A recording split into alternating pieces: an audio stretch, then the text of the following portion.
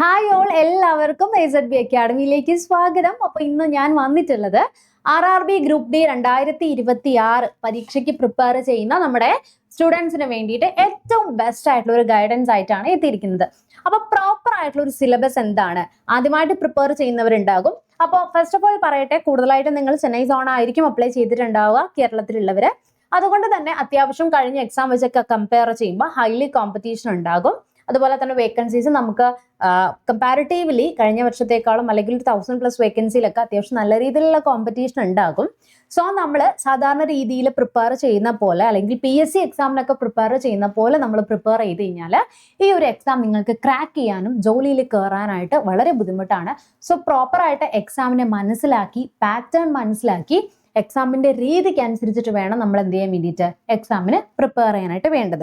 അപ്പം 2026 വരാൻ പോകുന്ന RRB ഗ്രൂപ്പ് ഡി എക്സാമിന്റെ പാറ്റേൺ എന്ന് പറഞ്ഞു കഴിഞ്ഞാൽ നിങ്ങൾക്കറിയാം, കമ്പ്യൂട്ടർ ബേസ്ഡ് ടെസ്റ്റ് ആയിരിക്കും. സാധാരണ നമ്മൾ ഓഫ്ലൈനിൽ പെൻ ആൻഡ് പേപ്പർ മോഡ് ചെയ്യുന്ന പോലെയല്ല, നമ്മൾ ഓൺലൈനായി എക്സാം മോഡ് ചെയ്യുന്നത് നമുക്ക് ഓൺലൈനായിട്ട് കമ്പ്യൂട്ടർ ബേസ്ഡ് ആയിട്ടുള്ള ടെസ്റ്റ് ആയിരിക്കും.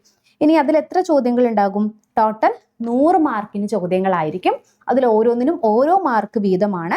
നമുക്ക് ഏകദേശം ഒരു 90 മിനിറ്റ് ആയിരിക്കും എക്സാം കംപ്ലീറ്റ് ചെയ്യാനായിട്ടുള്ള ടൈം കിട്ടുന്നത്. ഇനി നെഗറ്റീവ് മാർക്കിംഗ് ഉണ്ടോയെന്ന് ചോദിച്ചു കഴിഞ്ഞാൽ ഓരോ തെറ്റുത്തരത്തിനും 1/3 മാർക്ക് അവിടെ കുറവായിരിക്കും, അതായത് നിങ്ങൾ കുറയ്ക്കുന്നതായിരിക്കും. ഓക്കെ, ഇനി നമുക്ക് നോക്കാം.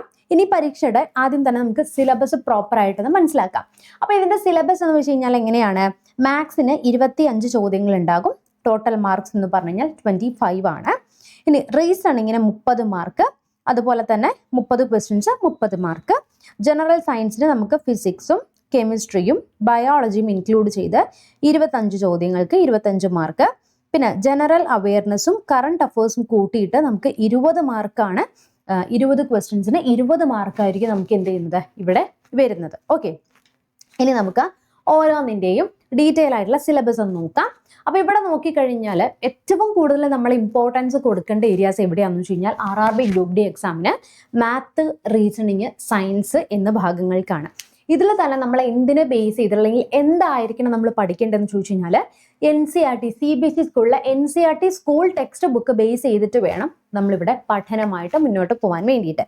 അപ്പോൾ ബേസിക് മാത്സിൻ്റെ 10th ലെവൽ സ്റ്റാൻഡേർഡിൽ വരുന്നത് നമുക്ക് നമ്പർ സിസ്റ്റം, HCFും LCMും, decimal fractions, percentage, ratio and proportion, profit and loss, simple and compound interest, time and work, time, speed and distance, mensuration, ഓൾജിബ്രയുടെ ബേസിക് ലെവലിലെ ക്വസ്റ്റ്യൻസ് ആണ് വരിക.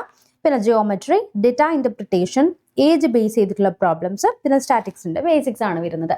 അപ്പോൾ ഇതിൽ തന്നെ നമുക്ക് ക്വസ്റ്റ്യൻസ് നോക്കിക്കഴിഞ്ഞാൽ കഴിഞ്ഞ ലെവൽ എക്സാം നോക്കിക്കഴിഞ്ഞാൽ ക്വസ്റ്റ്യൻ അത്യാവശ്യം നമ്മൾ കംപ്ലീറ്റ്ലി വർക്കൗട്ട് ചെയ്ത് നോക്കണം.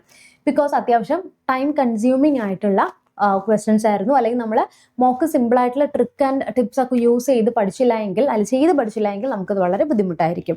ഓക്കെ, ഇനി അതുപോലെ തന്നെ ഫിസിക്സിലും കെമിസ്ട്രിയിലും നമ്മൾ കെമിസ്ട്രിയിൽ മേജർ ഇമ്പോർട്ടൻ്റ് ആയിട്ടുള്ള ടോപ്പിക്സ് ആണ് പറയുന്നത്.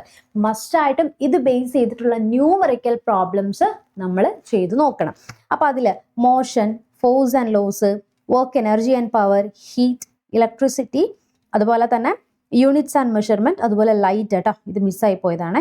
ഇമ്പോർട്ടൻ്റ് ആയിട്ട് വരുന്ന ടോപ്പിക്സ് ആണ്. ഇതിൽ മസ്റ്റായിട്ട് നിങ്ങൾ നോക്കണം. അതിൻ്റെ കൂടെ ലൈറ്റും സൗണ്ടും വരുന്നുണ്ട് കേട്ടോ.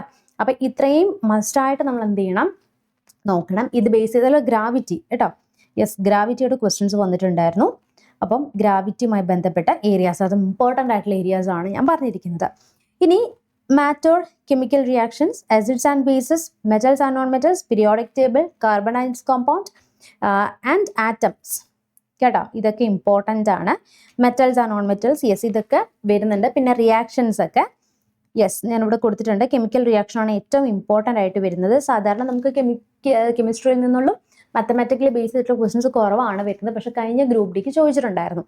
ആൻഡ് ബയോളജിയിൽ ഏറ്റവും ഇമ്പോർട്ടൻ്റ് ആയിട്ടുള്ളത് human body, nutrition, disease, plant and animal cells, environment. ഇത്രയും ഏരിയാസ് എന്താണ്, നമ്മൾ മസ്റ്റായിട്ടും നോക്കി പോകേണ്ട ഏരിയ തന്നെയാണ്. ഇനി അതിൽ തന്നെ നമുക്ക് GK GSും വരുന്നുണ്ട് അല്ലേ. GK GSൽ വരുമ്പം ഇതിൽ ഇമ്പോർട്ടൻ്റ് ആയിട്ട് നമ്മൾ നോക്കേണ്ടത് കറണ്ട് അഫേഴ്സ് ആണ്. കറണ്ട് അഫേഴ്സ് ലാസ്റ്റ് ഒരു 6 months മസ്റ്റായിട്ട് എന്ത് ചെയ്യണം, നമ്മൾ നോക്കണം, നമ്മൾ പഠിക്കണം. അതുപോലെ ജനറൽ അവയർനെസ്സിൽ നമുക്ക് 20 മാർക്കിൽ കൂടുതൽ ക്വസ്റ്റ്യൻസ് വരുന്നത് ഇവിടെ നിന്നാണ്, കറണ്ട് അഫയേഴ്സിൽ നിന്നാണ് സെറ്റ് ഓഫ് ക്വസ്റ്റ്യൻസ് നമുക്ക് കൂടുതൽ വരുന്നത്. ഓക്കെ, ദെൻ സയൻസ്, പിന്നെ ഫിസിക്സ്, കെമിസ്ട്രി, ബയോളജി മസ്റ്റായിട്ട് നമ്മൾ നോക്കണം. ദെൻ ഹിസ്റ്ററി, ജോഗ്രഫി ഒക്കെ നോക്കുമ്പോൾ ഒരു ചോദ്യങ്ങളൊക്കെ ഹിസ്റ്ററി എന്നൊക്കെ ഏൻഷ്യൻ്റിൽ നിന്നൊക്കെ അല്ലെങ്കിൽ മെഡീവലും ഇന്ത്യൻ നമ്മൾ അത്രയും പഠിച്ചു പോകുമ്പോൾ 1 മാർക്കിനൊക്കെയാണ് ക്വസ്റ്റ്യൻസ് വരുന്നത്. ഇനി ചിലപ്പോൾ ചോദിച്ചെന്ന് പറയും. ജോഗ്രഫി ഒക്കെ നമുക്ക് ബേസിക്സ് എന്നാണ് ഇന്ത്യക്ക് കൂടുതൽ ചോദിച്ചിട്ടുണ്ടായിരുന്നത്. സോ നമ്മൾ പഠിക്കുമ്പോൾ സെലക്റ്റീവായിട്ട് പഠിക്കുവാണെങ്കിൽ വളരെ സിമ്പിളായിട്ട് നമുക്ക് എന്ത് ചെയ്യാൻ പറ്റും, എക്സാം ക്രാക്ക് ചെയ്യാനായിട്ട് പറ്റുന്നതാണ്. എപ്പോഴും നമ്മൾ ഫോളോ ചെയ്യേണ്ടത് എന്താണ്, NCERT ടെക്സ്റ്റ് ബുക്കാണ്. സയൻസിന് വേണ്ടിയിട്ട് നിങ്ങൾക്ക് ലൂസെൻറ്റിൻ്റെ NCERTയുടെ കൺസോളിഡേറ്റഡ് ആയിട്ടുള്ള റാങ്ക് മീൻസ് പോയിന്റ്സ് ഇൻക്ലൂഡ് ചെയ്തിട്ടുള്ള ബെസ്റ്റ് ആയിട്ടുള്ള ഒരു ടെക്സ്റ്റ് ആണ് നമുക്ക് ലൂസെൻറ്റ്. അപ്പോൾ അത് മാത്രം നല്ല രീതിയിൽ പഠിച്ചു അതിൽ ചാപ്റ്റേഴ്സ് ടോപ്പിക്കുമായിട്ട് ബന്ധപ്പെട്ട കോണ്ടന്റുമായിട്ട് ബന്ധപ്പെട്ട ചാപ്റ്റേഴ്സ് നോക്കുവാണെങ്കിൽ വർക്കൗട്ട് ചെയ്ത് നിങ്ങൾക്ക് സിമ്പിളായിട്ട് പഠിക്കാനായിട്ട് പറ്റുന്നതാണ്. ഇനി അതുപോലെ തന്നെ നമുക്കിനി എക്സാമിന് എന്തായാലും കുറച്ച് ഈ മന്ത് ലാസ്റ്റ്, ഈ ഇയർ ലാസ്റ്റ് ആയിട്ടായിരിക്കും നമുക്ക് എക്സാം വരുന്നത്. സോ നിങ്ങൾക്ക് ഒരു 150 ദിവസത്തെ സ്റ്റഡി പ്ലാൻ പ്രകാരമുള്ള ക്ലാസ് ആദ്യമായിട്ട് പഠിച്ചു തുടങ്ങുകയാണെങ്കിൽ നിങ്ങൾ ബേസിക് ആയിട്ട് പഠിച്ചു തുടങ്ങേണ്ട ഏരിയയിൽ നിന്ന് ഹൈ ലെവൽ ക്വസ്റ്റ്യൻസ് ഇൻക്ലൂഡ് ചെയ്തിട്ടുള്ള 150 ദിവസത്തെ സ്റ്റഡി പ്ലാൻ പ്രകാരമുള്ള ക്ലാസ്സസ് നമ്മൾ പ്രൊവൈഡ് ചെയ്യുന്നുണ്ട്. അപ്പോൾ ഇതിനകത്ത് നിങ്ങൾക്ക് ഓരോ 5 ദിവസം കൂടുമ്പോൾ മോക്ക് ടെസ്റ്റ് ഉണ്ടാകും. സെക്ഷണൽ വൈസ് ആയിട്ടുള്ള ഫുൾ ലെങ്ത് മോക്ക് ടെസ്റ്റുകൾ എക്സാം എടുക്കുമ്പോൾ ഉണ്ടാകും.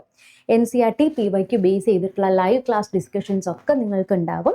അപ്പോൾ ഇതിൽ ജോയിൻ ചെയ്യാനായിട്ട് ആഗ്രഹിക്കുന്നവർ താഴെ കാണുന്ന ഈ നമ്പറിൽ ഒന്ന് വിളിച്ചു കഴിഞ്ഞ് കഴിഞ്ഞാൽ എന്ത് ചെയ്യാൻ പറ്റും, നിങ്ങൾക്ക് അഡ്മിഷൻ എടുക്കാനായിട്ട് പറ്റുന്നതാണ്.